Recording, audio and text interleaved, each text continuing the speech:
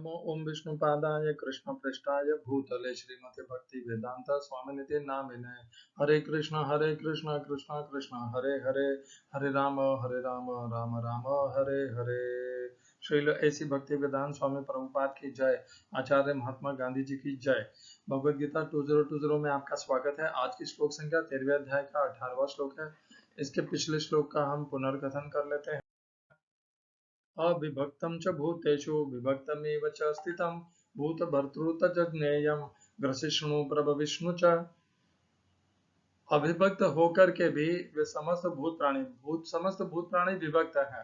हम सबका शरीर भिन्न भिन्न है और परमात्मा हम सब में स्थित है, हमारे बाहर भी स्थित है, भीतर भी स्थित है। बहिरंतश्च भूतानाम अचरम चरमेव च। तो इस प्रकार अविभक्त होने के पश्चात भी वे विभक्त के रूप में समस्त भूत प्राणियों के भीतर स्थित हैं। यह है पहली पंक्ति का भाव। और दूसरी पंक्ति में भूत भर्तृ, इस प्रकार समस्त भूत प्राणियों के भर्ता भी हैं भगवान के तीनों ब्रह्मा विष्णु महेश, ये तीनों रूपों का, तीनों कार्यों का यहाँ पर वर्णन हुआ है। भूत भर्तृ और विष्णु भगवान का कार्य है, उत्तरदायित्व है, वे समस्त भूत प्राणियों के भरण पोषण और उनको संभालने का काम विष्णु भगवान का है। ग्रसिष्णु महादेव का काम है प्रलय के माध्यम से समस्त सृष्टि को और भूत प्राणियों का नाश करना। और प्रभु विष्णु ब्रह्मा देव का काम है जहां पर वे समस्त सृष्टि की उत्पत्ति करते हैं। और भगवान कहते हैं कि भगवान कृष्ण कहते हैं ये सब उन्हीं के द्वारा होते हैं। वे ही भूतों के भरण पोषण करता है, वे ही नाश करने वाले हैं और वही उत्पत्ति करने वाले हैं। हमें प्रतीति होती है ब्रह्मदेव की, महादेव की और विष्णु की, परंतु यह सब वास्तव में भगवान कृष्ण ही करते हैं। यह यहाँ पर गीता में इस प्रकार दिया हुआ है। और कल इस विषय में चर्चा करते हुए, पहली पंक्ति की चर्चा करते हुए मैंने इसे 18वें अध्याय के 20वें श्लोक से जोड़ा था, जहां पर भगवान कहते हैं सर्वभूतेषु येन एकम भावम अव्ययम इक्षते अविभक्तम च भूतेषु तज्ज्ञानम विद्धि सात्विकम। पृथक्त्वेन तु यज्ञानान् नाना भावान् पृथक विदान वेत्ति सर्वेषु भूतेषु तज्ज्ञानम विद्धि राजसम। तो अविभक्तम च भूतेषु इस शब्द का प्रयोग वहां पर भी हुआ है। और सात्विक ज्ञान वही है जो इसी प्रकार परमात्मा को जानता है। कल मैं थोड़ी दुविधा में था कि जो 18वें अध्याय का 20वां श्लोक है वह आत्मा के विषय में है या परमात्मा के विषय में है। मैंने स्वामी रामसुख दास जी का भी पढ़ा, उन्होंने भी 13वें अध्याय के 17वें श्लोक में 18वें अध्याय के 20वें श्लोक का वर्णन किया है और उन्होंने वहां पर उसे परमात्मा के रूप का ही वर्णन किया गया है।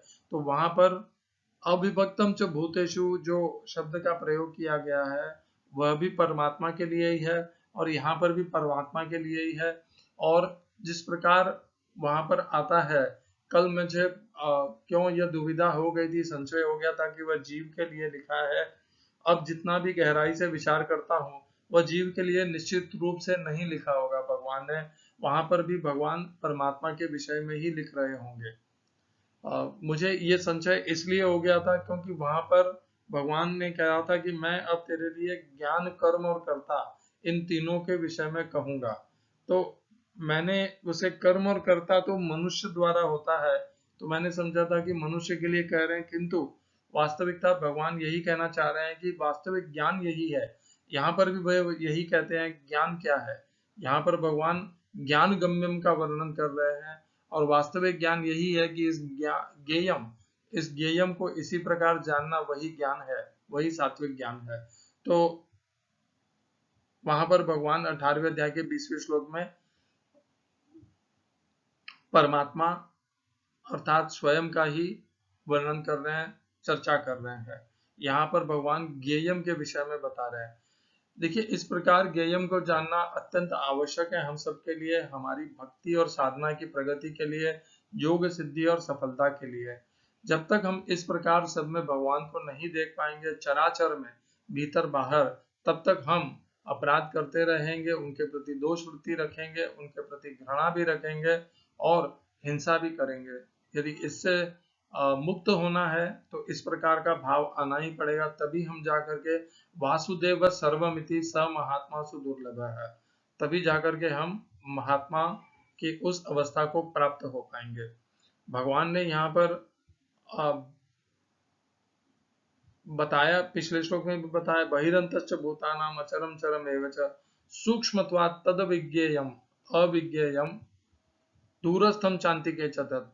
तो भगवान वैसे तो कहते हैं कि ये जो ज्ञेयम है यह जाना नहीं जा सकता है, देखा नहीं जा सकता है, फिर भी हमें ज्ञेयम को इस प्रकार जानना है। तो हमारी दुविधा यही है कि हम उस ज्ञेयम को कभी देख नहीं पाएंगे, कभी अपने इन स्थूल चक्षुओं से उनकी हमारी हम उन्हें समक्ष देख नहीं पाएंगे, फिर भी हमें ज्ञेयम को समझना है।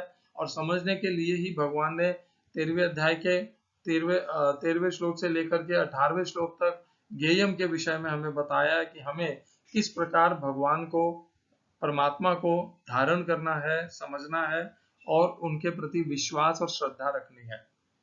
आज की श्लोक संख्या 13वें अध्याय का 18वां श्लोक है। ज्योतिषामपि तज्ज्योतिः तमसः परमुच्यते ज्ञानम ज्ञेयम ज्ञान गम्यम हृदि सर्वस्य विष्ठितम्। हिंदी अनुवाद गीता यथारूप श्रील प्रभुपाद। वे समस्त प्रकाशमान वस्तुओं के प्रकाश स्रोत हैं, वे भौतिक अंधकार से परे हैं और अगोचर हैं, वे ज्ञान है, ज्ञेय हैं और ज्ञान के लक्ष्य हैं, वे सबके हृदय में स्थित हैं। English translation Gita as it is Swami Prabhupada. He is the source of light in all luminous objects. He is beyond the darkness of matter and is unmanifested. He is knowledge, he is the object of knowledge and he is the goal of knowledge and he is situated in everyone's heart. इस श्लोक में प्रयोग किए गए संस्कृत शब्दों के अर्थ है ज्योतिषाम, समस्त प्रकाशमान वस्तुओं में या ज्योतियों में, अपि भी, तत् वह ज्योति ही प्रकाश का स्रोत है, तमसः अंधकार, परम परे, उच्चते कहा जाता है।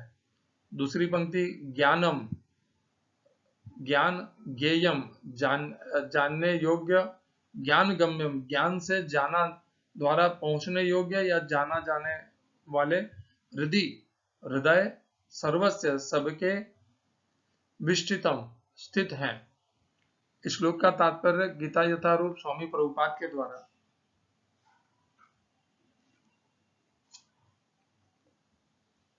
परमात्मा या भगवान ही सूर्य, चंद्र तथा नक्षत्रों जैसी समस्त प्रकाशमान वस्तुओं के प्रकाश स्रोत हैं। वैदिक साहित्य से हमें पता चलता है कि वैकुंठ राज्य में सूर्य या चंद्रमा की आवश्यकता नहीं पड़ती, क्योंकि वहां पर परमेश्वर का तेज जो है, भौतिक जगत में वह ब्रह्म ज्योति या भगवान का आध्यात्मिक तेज महत्त्व अर्थात भौतिक तत्वों से ढका रहता है। अतएव इस जगत में हमें सूर्य, चंद्र, बिजली आदि के प्रकाश की आवश्यकता पड़ती है, लेकिन आध्यात्मिक जगत में ऐसी वस्तुओं की आवश्यकता नहीं होती। वैदिक साहित्य में स्पष्ट कहा गया है कि भगवान के प्रकाश में तेज से प्रत्येक वस्तु प्रकाशित रहती है। अतः यह स्पष्ट है कि वे इस भौतिक जगत में स्थित नहीं है, वे तो आध्यात्मिक जगत वैकुंठ लोक में स्थित है, जो चिन्मय आकाश में बहुत ही दूरी पर है। इसकी पुष्टि भी वैदिक साहित्य से होती है।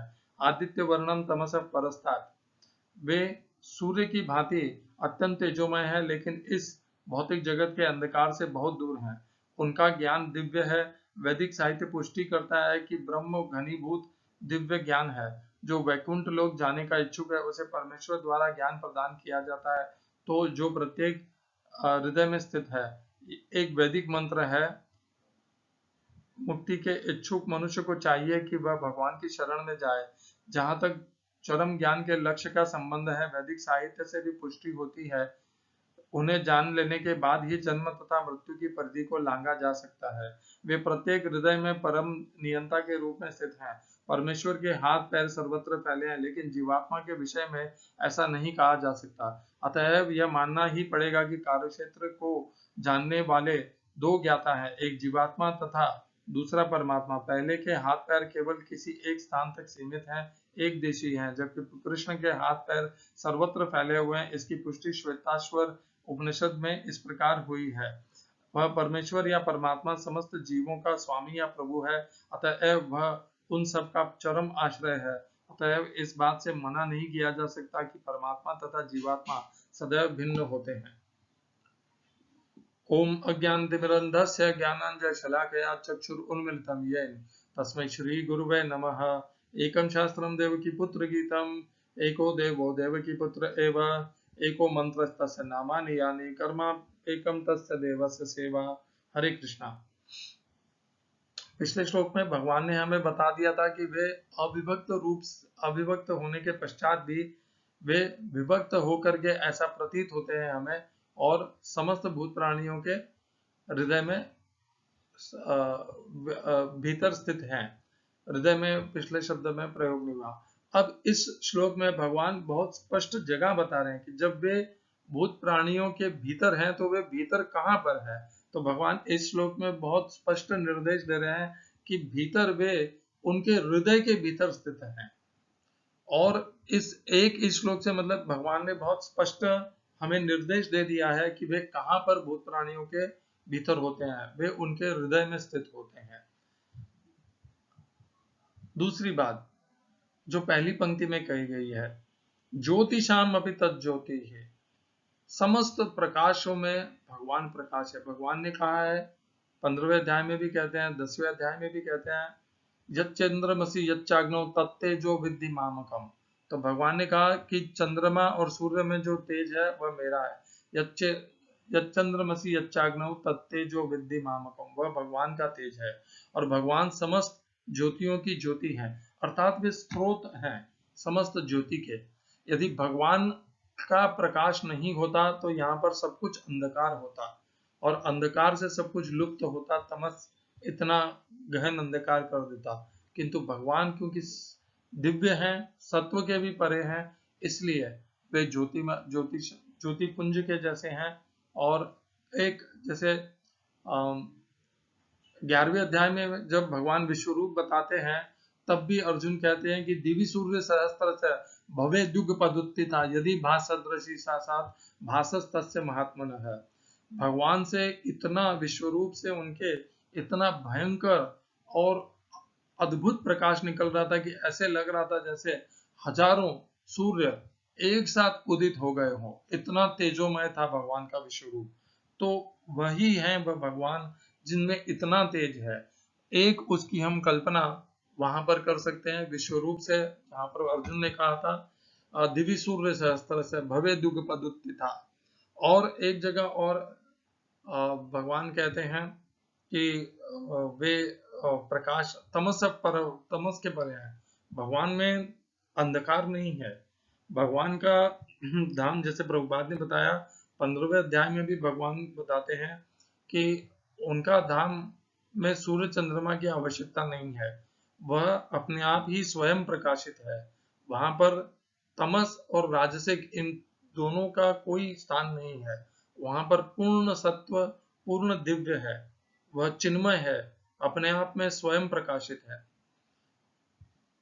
ये जो तमस है ये तो हमारे यहाँ तीनों गुण का प्रभाव यहाँ पर है। भगवान तो इन तीनों गुणों के परे हैं, इसीलिए मैं बार बार कहता हूँ कि भगवान सत्व के भी परे हैं। भगवान तो दिव्य हैं, तीनों गुणों के परे हैं वे, इसीलिए वे गुणातीत कहे जाते हैं। भगवान ही ज्ञान है, ज्ञानम ज्ञेयम, भगवान ही जानने योग्य है और ज्ञान गम्यम, और भगवान ही वह धाम है जहां ज्ञान के द्वारा जाने के लिए हमें प्रयत्नशील होना चाहिए। ज्ञान गम्यम, प्रयत्नशील होना चाहिए। जाने के योग्य भी भगवान ही है। तो इस प्रकार ज्ञान भी भगवान ही है। ये भगवान पहले भी कर चुके थे। इसी अध्याय के 7वें से लेकर 12वें श्लोक में भगवान ने ज्ञान का वर्णन किया, और वहां पर भी भगवान ने कहा अध्यात्म ज्ञान नित्यत्वम तत्व ज्ञानार्थ दर्शनम एतद ज्ञानम इति प्रोक्तम अज्ञानम यदतो अन्यथा। यहाँ पर भगवान ने कह दिया कि ज्ञान भी वही है और जानने योग्य भी वही है। देखिए, भगवान के अतिरिक्त हमारे में अपने आप में ज्ञान नहीं है। हम तो भगवान की मोहिनी प्रकृति, भगवान कहते हैं 9वें अध्याय में मोहिनी प्रकृति आश्रिता, तो हम भगवान की मोहिनी प्रकृति के से पूर्णतः मोहित हैं, और भगवान ही हमारे भीतर ज्ञान को प्रकाशित करते हैं। 10वें अध्याय में भगवान कहते हैं, तेषां सतत युक्तानां भजतां प्रीतिपूर्वकं ददामि बुद्धि योगम तम येन माम उपयांति ते तेषामेवानुकंपार्थम अहम अज्ञान जंतुना नाशयाम्य आत्मभावस्त ज्ञान दीपेन भास्वता। कि भगवान जब कृपा करते हैं तब मनुष्य के भीतर जो अंधकार है अज्ञान का, अंधकार अज्ञान का सूचक होता है, उस अज्ञान के अनुरूपी अंधकार को भगवान ज्ञान के दीपक को प्रज्वलित करके नष्ट करते हैं। तो ज्ञान, भगवान तो पूर्ण सच्चिद आनंद है, चित्त का अर्थात पूर्ण ज्ञान ही है। ऐसा कुछ नहीं है जो उन्हें पता नहीं है, ज्ञात नहीं है, या जो उन्हें अभी जानना शेष है। उन्हें सब कुछ ज्ञान है और इसी कारण वे सच्चित हैं। और ज्ञानम, वही ज्ञान है। हमारे में जो कुछ भी ज्ञान का अंश है वो भगवान के की कृपा से ही है। और आप देखेंगे जैसे जैसे भक्त साधक इस मार्ग में आगे बढ़ते जाते हैं वे और ज्ञानी बनते जाते हैं, उनके भीतर ज्ञान की वृद्धि होती है, ज्ञान विकसित होता है। जो कुछ वे पहले नहीं समझ पाते थे वे समझने लग जाते हैं और इस प्रकार ज्ञान की वृद्धि होती है। भगवान के भक्ति करने से, भगवान के से संबंध बनाने में। क्यों? क्योंकि भगवान स्वयं ही ज्ञान है और भगवान कृपा कर देते हैं और हमारे भीतर जो अज्ञान रूपी अंधकार है अपने ज्ञान का दीपक जला करके उस हमारे अज्ञान रूपी अंधकार का नाश कर देते हैं। ज्ञेयम, जानने योग्य भी वही है। ये पूरे श्लोक 13वें अध्याय के 13वें से लेकर के 18वें श्लोक तक यही जानने योग्य इस ज्ञेयम का ही भगवान ने वर्णन किया है। और ज्ञान गम्यम, ज्ञान के द्वारा प्राप्त करने योग्य भी भगवान ही है। यदि हमने ज्ञान को प्राप्त किया और ज्ञान को प्राप्त करके हमारे भीतर यह उद्देश्य नहीं है कि हम भगवान को प्राप्त करें और हम उस ज्ञान को का उपयोग सांसारिक वस्तु और लोभ को या इच्छाओं की पूर्ति के लिए कर रहे हैं, तो वह ज्ञान है ही नहीं, वह तो अज्ञान है। ज्ञान के द्वारा तो भगवान को ही प्राप्त किया जाना चाहिए क्योंकि भगवान ही सच्चिदानंद स्वरूप हैं। उन्हीं को प्राप्त करना ज्ञान का उद्देश्य है और ज्ञान के द्वारा प्राप्त करने योग्य वही है। यह संसार, हम तो क्या करते हैं, हम बचपन से पढ़ते हैं, किंतु हमारा पढ़ने का उद्देश्य क्या होता है? पढ़ने का उद्देश्य होता है कि हम इस पढ़ाई को करके बहुत धन संपत्ति और पद, इन सब को, भूमि जमीन को प्राप्त करेंगे। तो हमारा ज्ञान का उद्देश्य ज्ञान गम्यम, वो ज्ञान क्या है? वो सांसारिक ज्ञान है। उसका उससे क्या प्राप्त करते हैं हम? प्राप्त करने योग्य, उस ज्ञान से क्या प्राप्त करने योग्य है? ये सांसारिक पद, वस्तु, धन, संपत्ति। किंतु भगवान यहाँ पर जिस ज्ञान की बात कर रहे हैं वह कौन सा ज्ञान है? वह अध्यात्म ज्ञान। अध्यात्म ज्ञान नित्यत्वम तत्व ज्ञानार्थ दर्शनम एतद् ज्ञानम इति प्रोक्तम। भगवान किस ज्ञान को ज्ञान कहते हैं? अध्यात्म ज्ञान, तत्व ज्ञान को कहते हैं। इस सांसारिक ज्ञान को भगवान ज्ञान मानते ही नहीं, उससे तो भगवान अज्ञानम कहते हैं। अज्ञानम यद तो अन्यथा, और उसके अतिरिक्त जो कुछ भी है वह अज्ञान है। तो भगवान जिस ज्ञान की बात कर रहे हैं वह आध्यात्मिक ज्ञान, उस तत्व ज्ञान की बात कर रहे हैं। और उसके द्वारा किसको प्राप्त करना है? भगवान को प्राप्त करना है। सांसारिक को प्राप्त करने के लिए तो हमारा अज्ञान बहुत है, जिसे हम सांसारिक ज्ञान कहते हैं, वह अज्ञान पर्याप्त है इस संसार के धन संपत्ति भूमि पद को प्राप्त करने के लिए। फिर भगवान क्या कहते हैं? भगवान स्पष्ट निर्देश देते हैं कि वे भूत प्राणियों में कहां पर स्थित हैं। कहते हैं मैं सबके हृदय में विराजमान हूं। तो भगवान ने यह भी कह दिया कि मैं भीतर हूं, बाहर हूं, और अब स्पष्ट कर दिया कि मैं सबके हृदय में विराजमान हूं। ये जो बातें हैं ये हम और भी श्लोकों से संबंध जोड़ सकते हैं। हम सबसे पहले संबंध जोड़ेंगे तमस परमुच्यते। तो आप देखेंगे 8वें अध्याय का 9वां श्लोक है, कविम पुराणम अनुशासितारम अणोरणीयाम समनुस्मरेद्यः सर्वस्य धातारम अचिन्त्य रूपम। धातारम, ये जो धाता शब्द है यह भी पालन करता। हमने पिछले श्लोक में जो देखा था, भगवान ने कहा भूत भर्तृ, वो भूत भर्तृ यहाँ पर आता है धातारम। यह धातारम शब्द उसी भूत भर्तृ का सूचक है या समानार्थी है। सर्वस्य धातारम और भूत भर्तृ दोनों एक ही है। सर्वस्य धातारम भूत भर्तृ अचिंत रूपम तमस परस्त आदित्य वर्णम तमस, आदित्य वर्णम अर्थात अत्यंत प्रकाशमान है, जो जैसे यहाँ पर लिखा है ज्योतिषाम अपि तज्ज्योति ही तमस परस्तात्, और यहाँ पर लिखा है तमस परमुच्यते, ज्योतिषाम अपि तज्ज्योति ही तमस परमुच्यते, और यहाँ पर वहां पर तो यहाँ परे है, दिव्य रूप है और तमस के परे है परस्तात, और यहाँ पर लिखा है तम के परे ऐसे कहा जाता है। तो 13वें अध्याय के 18वें श्लोक में कहा गया है कि भगवान को तमस के परे कहा जाता है। तमस ही नहीं, भगवान को तो तमस, राजसिक और सत्व तीनों के परे कहा जाता है, क्योंकि भगवान इन तीनों गुणों के गुणातीत हैं। ये तीनों गुण भगवान से उत्पन्न होते हैं, ये भगवान की भगवान इनमें नहीं है और ये भगवान में भी नहीं है, और भगवान इनके अधीन भी नहीं है। तो ये हुआ तमस परम उच्चते का आदित्य वर्णम ज्योतिषाम अपि तज्ज्योति ही और तमस परस्ता। अब हम 2 श्लोक और संबंध जोड़ेंगे जहां पर भगवान कहते हैं कि वे हृदय में विराजमान है। तो भगवत गीता में 3 श्लोक हमने, एक तो है 13वें अध्याय का 18वां श्लोक जिसमें भगवान ने कहा था हृदय सर्वस्व विष्टुतम, कि मैं सबके हृदय में उपस्थित हूँ। और हम देखेंगे 15वें अध्याय का 15वां श्लोक जिसमें भगवान कहते हैं सर्वस्य चाहम हृदय सन्निविष्ट है, मैं सबके हृदय में विराजमान हूँ। सर्वस्य चाहम हृदय सन्निविष्ट है, मैं सबके हृदय में आसीन हूँ। तो ये भगवान ने यहाँ पर भी कहा। तो भगवान ने एक बार नहीं अनेकों बार इस विषय के प्रति निर्देश दिया है कि भगवान हमारे भीतर हृदय में स्थित हैं। और एक बार और आता है 18वें अध्याय के 61वें श्लोक में, ईश्वर सर्वभूतानाम हृदयर्षर्जुन तिष्ठति। भगवान कहते हैं कि जो ईश्वर है वह समस्त भूत प्राणियों के हृदय में विराजमान रहता ही है। यही भगवान ने पहले भी कहा, अविभक्तम च भूतेषु विभक्तमिव च स्थितम। और इस 13वें अध्याय के 18वें श्लोक में कहा हृदय सर्वस्य विष्टितम, यहाँ पर भी कहा हृदय शेर्जुन तिष्ठति। तो ये हृदय में स्थित है भगवान, यह भगवान ने बारंबार कहा।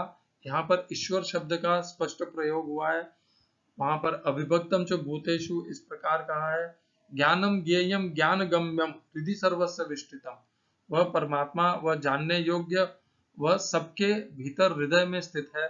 ऐसा 3 बार भगवत गीता में भगवान ने बारंबार कहा है, ताकि हम इसे अच्छे से समझ लें कि समस्त भूत प्राणियों में भगवान स्थित हैं। इसलिए जब हम उनके साथ व्यवहार करें तो हमें यह बार बार सचेत रहना चाहिए कि भगवान सबके भीतर स्थित हैं, और जब हम उनसे व्यवहार कर रहे हैं तो वह व्यवहार हम उस भूत प्राणियों के शरीर के साथ नहीं कर रहे हैं, उनके भीतर जो भगवान स्थित हैं उनके साथ कर रहे हैं। इस प्रकार जब हम व्यवहार करेंगे तो हम कोई भी दोष कर ही नहीं पाएंगे, कोई भी अपराध कर ही नहीं पाएंगे, हम पूर्ण पवित्र होकर के पवित्र व्यवहार करेंगे। तो इस प्रकार भगवान को जानने से हमारा लाभ ही है कि भगवान सबके हृदय में विराजमान है। मैं समझता हूं कि ये जानना और इसे मानना कठिन होता है, क्योंकि जब आपके सम्मुख जो है वह आपका अपमान करता है, कठोर शब्द कहता है, कटु वचन कहता है, तब हमें लगता है कि कैसे इसमें भगवान होगा, वो उन्हें रोक नहीं रहा है। भगवान तो है उनके भीतर विराजमान, किंतु उनका खुद का एक स्वभाव है, एक बुद्धि है, एक कर्म है जो उसको वो कर रहे हैं। वे भगवान के निर्देशों के ऊपर नहीं कर रहे हैं। यहाँ पर जैसे भगवान ने कहा भ्रामयन् सर्वभूतानि यंत्रारूढ़ानि माया, भगवान हृदय में बैठ करके सबको यंत्र के जैसे चलाते हैं। किस लिए चलाते हैं? उन्हें उन्हें उन्हें उनके कर्म के फल को भोगने के लिए विवश करते हैं हृदय में बैठ करके। तो कैसे भ्रामयन् सर्वभूतानि, भ्रामयन् अर्थात घुमाते हैं, सर्व यंत्रारूढ़ानि मायया, भरमा रहे हैं, भ्रामयन् सर्वभूतानि यंत्रारूढ़ानि माया। क्यों भरमाते हैं भगवान?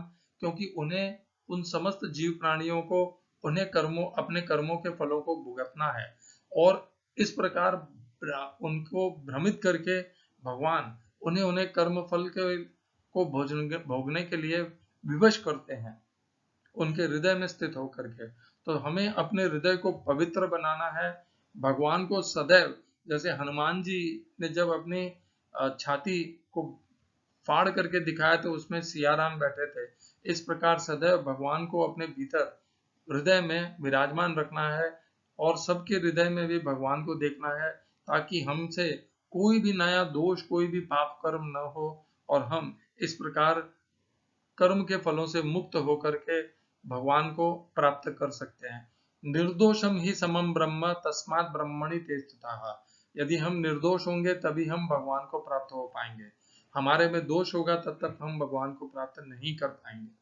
अपने अंदर से दोष वृत्ति निकालने का यह एक अच्छा उपाय है कि हमें जो जानने योग्य है, जो जानकर ज्ञान के द्वारा प्राप्त हो करने योग्य है, उन भगवान को, उन ईश्वर को, उस परमात्मा को, भगवान कृष्ण को वासुदेव सर्वमिति, हम चाहे ईश्वर के रूप में कहें, परमात्मा के रूप में कहें, वासुदेव के रूप में कहें, साकार के रूप में कहें, निराकार के रूप में कहें, हमें उन्हें समस्त भूत प्राणियों में देखना है।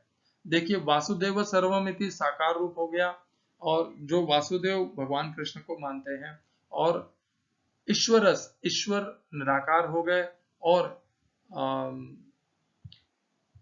परमात्मा वैसे भी निराकार है। तो इस प्रकार भगवान साकार भी है, निराकार भी है, और साकार और निराकार दोनों रूपों में सबके हृदय में विराजमान है। हरे कृष्णा। तो यहाँ पर 13वें अध्याय के 13वें श्लोक से 18वें श्लोक तक भगवान ने ज्ञेयम, भगवान को जानना क्या है, भगवान को, इस ज्ञेयम शब्द में भगवान, इस ज्ञेयम शब्द को जानना क्या है, उसमें भगवान ने केवल अपने विषय में कहा। भगवान ने ये नहीं कहा हमें कि हमें संसार को जानना है।